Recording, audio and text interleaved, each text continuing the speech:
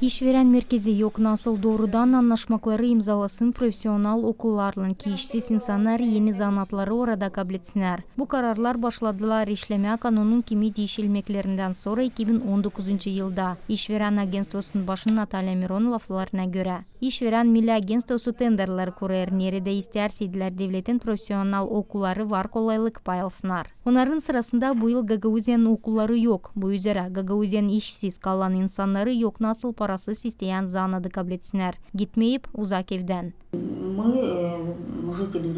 Buldur biz Komrat kasabasının profesyonel okulundan beraber işledik ama bu yıl Avtonomiyan bir de profesyonel öğretme kurumu tenderde pay almadı. Onuştan biz Kişneva, Kagula, Yabelsk kasabalarına insanı lazım yollayalım. O okulları Angları tenderde taradılar. Bu zor bir iş. Zira insan karşı gelir problemayla ani devlet dilini bilmir. Ta sık Romun dilinde grupalar kurularlar. Pek siyerek Rus dilinde zira insan toplanmır.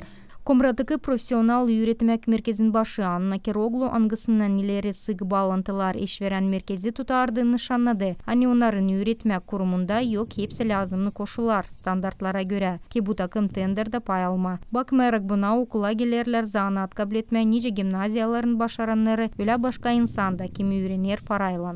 Tarırlar o öğretmek kurumları anglarında tayi koşullar abituriyentlar için var. En ilk diyeceğiz общежитие. Bizde ise okulun yapısı eski. Var kimi işler angların beterine olmur kolaylık tenderde pay alalım. İleri işveren merkezi bize bugalter kursları için ödemerdi. Sadece frizar, povar, konditer hem terzi kurslarını öderdi. Ama bize diyelim terzi zanadını kabul etmeye az insan gelir. Makar ki var lazımlı tedarlıklar. Ta sık povar hem bugalteri öğrenme isterler. Onuştan kendi parasından gelirler da zanadı kabul ederler. Komrat kasabasının profesyonel öğretmek училищенин başın yardımcısı Evgeniy Buzatjan anlattı. Ani işveren Milli Agentstvosu geçererken tenderi onların öğretmek kurumu akreditasyaya geçerdi. Angısını iyi verdiler. Evgeniy sayır ki lazımlı dokumentler o vakit hazır olaydılar. Училище tenderde tarayıcıydı. Zira var hepsi lazımlı koşullar. Не вижу особой проблемы. Нам, по крайней мере, пообещали, что Bunda problemi görmüyorum. Bizi umut ettiler. Hani akreditasyaya, sertifikatını okulumuz kabul edecek. Devlet satın almak dokumentlerine değişilmekleri yapacaklar. Neden sonra devletin üyelen tarafın profesyonel okulları olabilecekler auksionda pay alsınlar. И мы будем иметь право, южный сектор, южный регион, будем иметь право участвовать в аукционе. Bundan kare profesyonel техника училищенин администрациясы planner ta 3 zanada. Avtomexanik, slesar, elektrika техникасына hem slesar, elektromontajnik zanatlarına akreditasyaya geçme. Da ileri doğru olabilsin öğretme hepsi isteyenleri Dilsadi gimnaziyaların başaranlarını nice şimdi. Что даст нам возможность уже не зависеть от Bu verici kolaylık olmayalım bağlı işveren Milli Agentstvosunun kararlarından da tenderleri hiç geçmeden olsun kolaylığımız kontrakt uğrunda uzmanları hazırlayalım.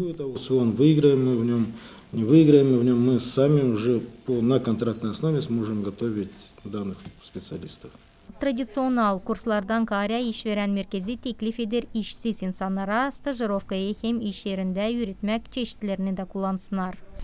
Bu yaraşır o insana kim öğrendi ama iş praktikası yok. Söylerken iş yerinde öğrenmek için o ayrılır tradisyonel öğrenmekten. Onunla hani hepsi öğretmek vakıdın 80%'ını öğrenici praktikaya geçer. Hepsi bu yeni öğrenmek formaları pek efektif ama az ekonomik agendi kayıl bu programaya göre bizimle işleme.